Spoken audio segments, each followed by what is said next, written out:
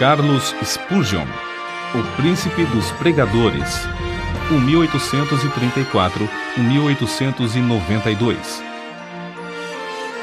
No período da Inquisição, na Espanha, sob o reinado do imperador Carlos V, milhares de crentes foram queimados em praça pública ou enterrados vivos.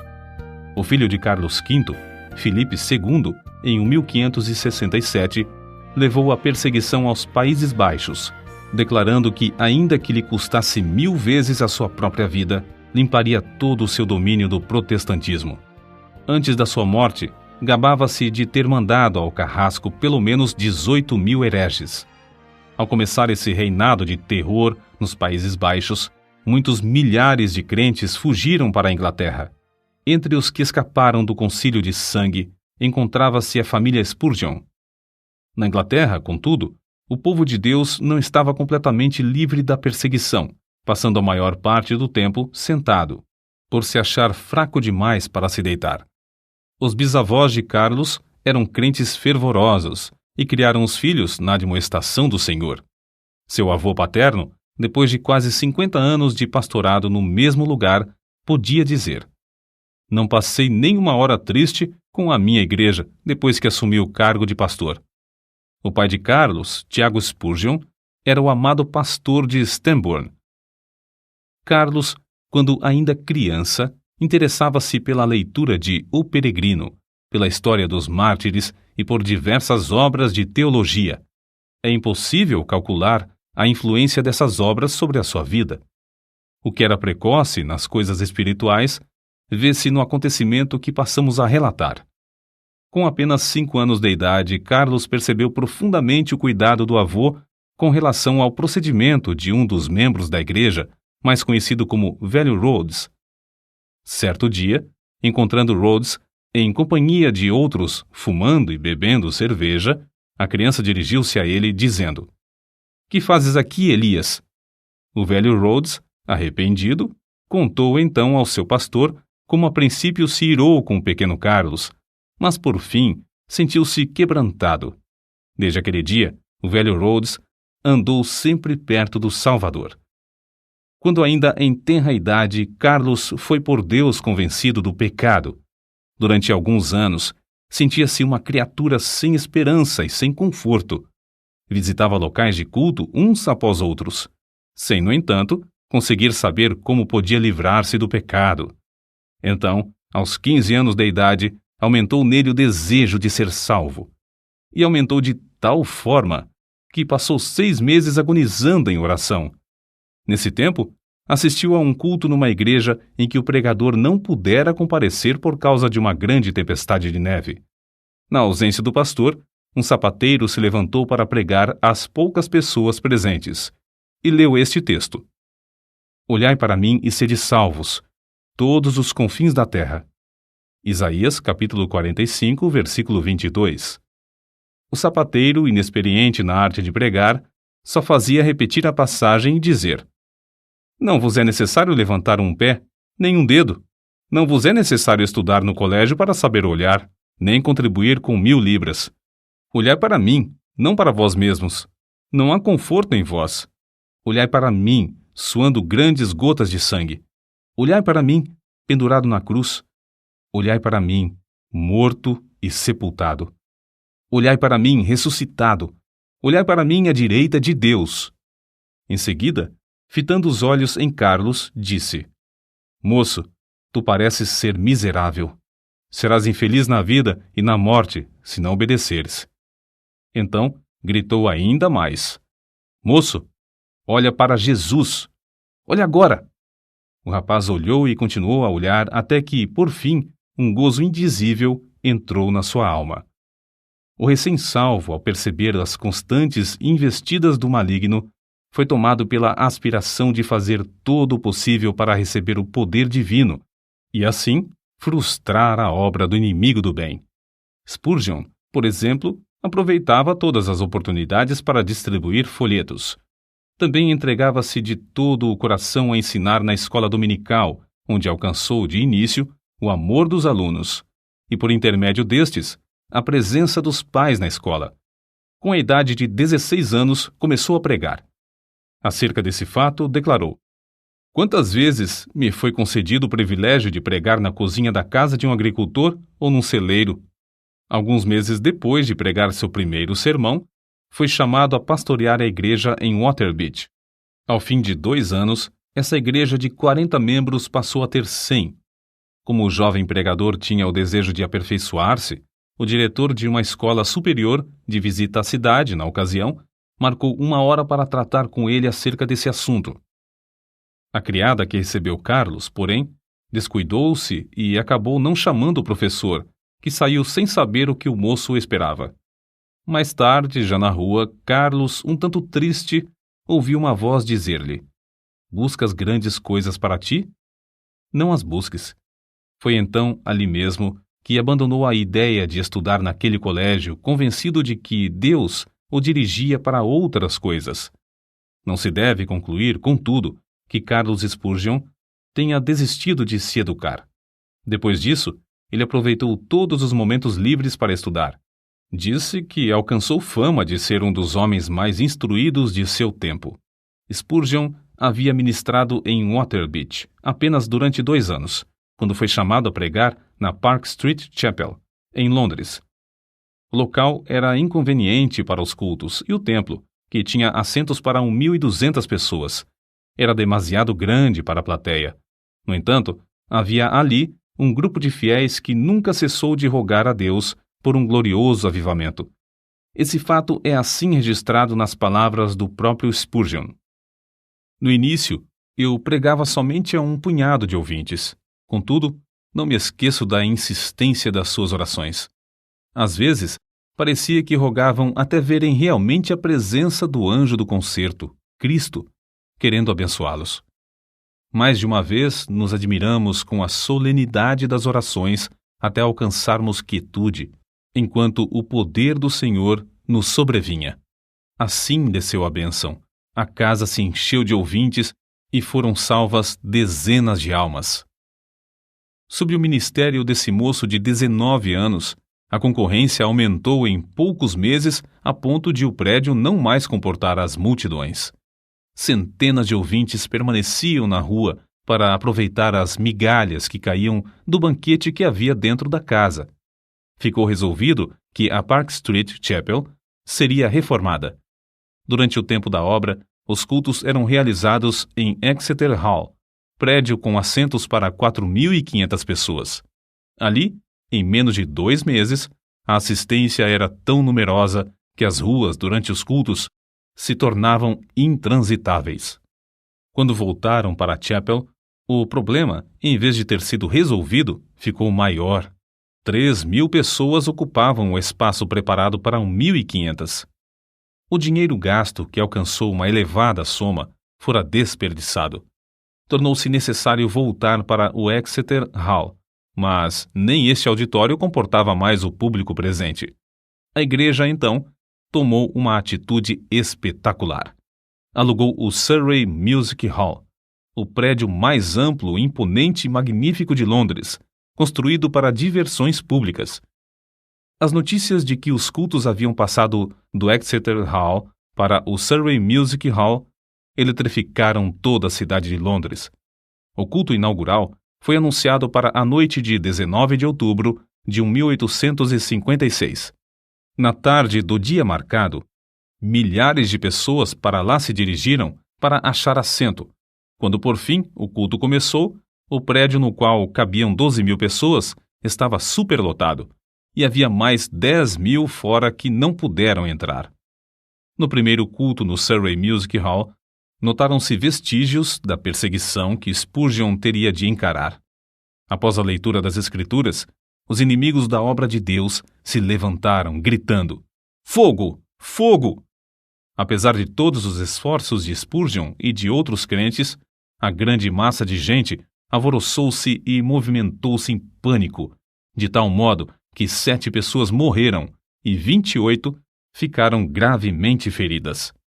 Depois que tudo serenou, acharam-se espalhados em toda a parte do prédio roupas de homens e senhoras, chapéus, mangas de vestidos, sapatos, pernas de calças, mangas e paletós, chales, etc.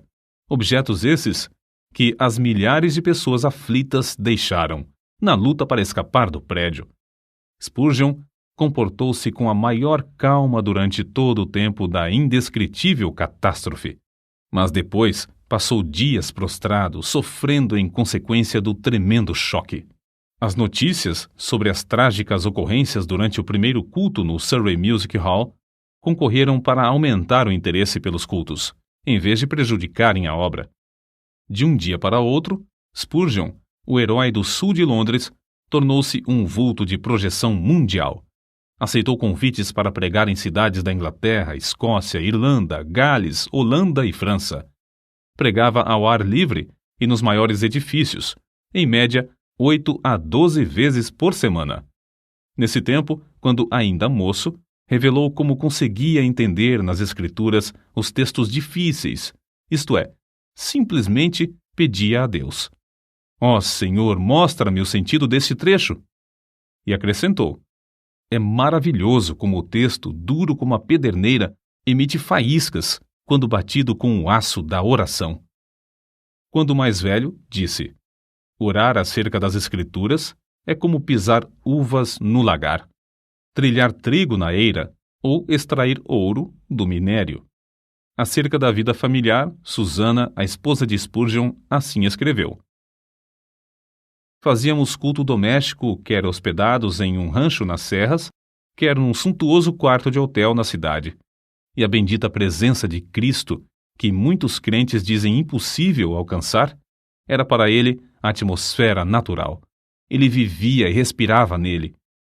Antes de iniciar a construção do famoso templo em Londres, o Metropolitan Tabernacle, Spurgeon e alguns dos membros de sua igreja ajoelharam-se no terreno, entre as pilhas de materiais, e rogaram a Deus que não permitisse que trabalhador algum morresse ou ficasse ferido durante as obras. Deus respondeu maravilhosamente, não deixando acontecer qualquer acidente durante o tempo da construção do imponente edifício, que media 80 metros de comprimento, 28 de largura e 20 de altura. A igreja começou a edificar o tabernáculo com o alvo de liquidar todas as dívidas contraídas com a aquisição de materiais e pagar toda a mão de obra antes de findar a construção. Como de costume, pediram a Deus que os ajudasse a realizar esse desejo, e tudo foi pago antes do dia da inauguração. O Metropolitan Tabernacle foi acabado em março de 1861. Durante os 31 anos que se seguiram, uma média de 5.000 pessoas se congregava ali todos os domingos, pela manhã e à noite. De 3 em 3 meses, Spurgeon pedia aos que já haviam feito parte da assistência que se ausentassem. Eles o atendiam, mas mesmo assim, o tabernáculo era superlotado por outras pessoas das massas ainda não alcançadas pela mensagem. Durante certo período, pregou 300 vezes em 12 meses. O maior auditório do qual pregou foi no Crystal Palace, em Londres, em 7 de outubro de 1857. Havia exatamente 23.654 pessoas no auditório. Spurgeon esforçou-se tanto nessa ocasião, e o cansaço foi tal que, após o sermão da noite de quarta-feira, dormiu até a manhã de sexta-feira. Todavia, não se deve julgar que era somente no púlpito que a sua alma ardia pela salvação dos perdidos. Também se ocupava grandemente no evangelismo individual. Nesse sentido, citamos aqui o que certo crente disse a respeito dele: "Tenho visto auditórios de 6.500 pessoas inteiramente levadas pelo fervor de Spurgeon, mas ao lado de uma criança moribunda que ele levava a Cristo, achei-o mais sublime do que quando dominava o interesse da multidão." Parece impossível que tal pregador tivesse tempo para escrever. Entretanto, os livros da sua autoria constituem uma biblioteca de 135 tomos. Até hoje, não há obra mais rica de joias espirituais do que A Tesouraria de Davi, 7 volumes sobre os Salmos, escritos por Spurgeon. Ele publicou tão grande número de sermões que, mesmo lendo um por dia, nem em 10 anos o leitor os poderia ler todos. Muitos foram traduzidos em várias línguas e publicados nos jornais do mundo inteiro. Ele mesmo escrevia grande parte da matéria para seu jornal, A Espada e a Colher. Título este inspirado na história da construção dos muros de Jerusalém no tempo angustioso de Neemias. Além de pregar constantemente a grandes auditórios e de escrever tantos livros, esforçou-se em vários outros ramos de atividades. Inspirado pelo exemplo de George Mueller, fundou e dirigiu o orfanato de Stockwell. Pediam a Deus e recebiam o necessário para levantar prédio após prédio e alimentar centenas de crianças desamparadas. Reconhecendo a necessidade de instruir os jovens chamados por Deus a proclamar o Evangelho e, assim, alcançar muito maior número de perdidos, fundou e dirigiu o Colégio dos Pastores. Esse trabalho foi marcado pela mesma fé em Deus demonstrada na obra de cuidar dos órfãos. Impressionado com a vasta circulação de literatura viciosa, formou uma junta de vendagem de livros evangélicos. Dezenas de vendedores foram sustentados e milhares de discursos feitos, além de muitas toneladas de escrituras e outros livros terem sido vendidos de casa em casa. Acerca de tão estupendo êxito na vida de Spurgeon, convém notar o seguinte: nenhum dos seus antepassados alcançou fama. Sua voz podia pregar às maiores multidões, mas outros pregadores sem fama gozavam também da mesma voz. O príncipe dos pregadores era, antes de tudo, o príncipe de joelhos. Como Saulo de Tarso, também entrou no reino de Deus agonizando de joelhos. No caso de Spurgeon, essa angústia durou 6 meses. Depois, assim aconteceu com Saulo. A oração fervorosa virou um hábito na sua vida.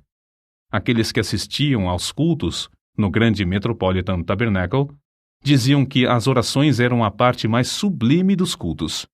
Quando alguém perguntava a Spurgeon a explicação do poder na sua pregação, o príncipe de joelhos apontava para a loja que ficava sob o salão do Metropolitan Tabernacle e dizia: na sala que está embaixo, há 300 crentes que sabem orar. Todas as vezes que prego, eles se reúnem ali para sustentar minhas mãos, orando e suplicando ininterruptamente. Na sala que está sob os nossos pés é que se encontra a explicação do ministério dessas bênçãos. Spurgeon costumava dirigir-se aos alunos no colégio dos pastores desta forma: permanecei na presença de Deus. Se o vosso fervor esfriar, não podereis orar bem no púlpito. Pior com a família, e ainda pior nos estudos, sozinhos. Se a alma se tornar magra, os ouvintes, sem saberem como ou porquê, acharão que vossas orações públicas têm pouco sabor. Ainda sobre a oração, sua esposa deu este testemunho: ele dava muita importância à meia hora de oração que passava com Deus antes de começar o culto.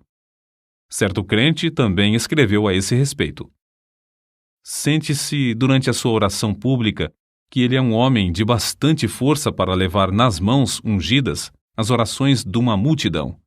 Isto é a ideia mais grandiosa de sacerdote entre Deus e os homens.